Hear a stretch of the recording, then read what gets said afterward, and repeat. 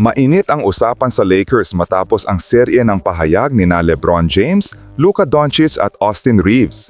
Mula sa respeto para sa final season ni Chris Paul hanggang sa kondisyon ni LeBron at maging sa biruan sa loob ng team, malinaw na may ibang sigla ang locker room ngayon. Unang punto, gamit mismo ang salita ni LeBron, ramdam ang tunay na paghanga niya kay Chris Paul. Ayon sa kanya, ang tanging hiling niya para kay CP3 ay simple, ma-enjoy ang huling taon. Sinabi ni LeBron na, "Hope he can just get joy out of this final year. We'll never get this moment again once you're done." Diretso at puno ng respeto ang mensaheng ito at nagpapakita kung gaano kalalim ang pagkakaibigan at admiration niya sa veteranong point guard. Para kay LeBron, hindi lang stats at panalo ang mahalaga. Mahalaga rin ang pag-enjoy sa huling yugto ng career ng isang future Hall of Famer.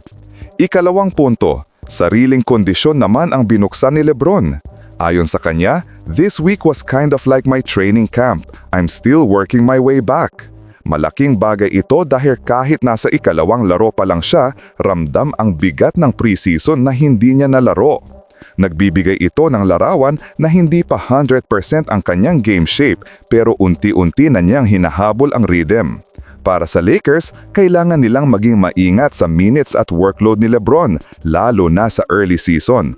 Pero pahid may limitasyon, kita pa rin ang impact niya. Ikatlong punto, si Luka Doncic naman nagdala ng ibang kulay sa usapan. Sa Team Pickleball Tournament, sinabi niya, "He was so pissed, I loved it." Simple pero nagpapakita ng chemistry at saya sa loob ng roster.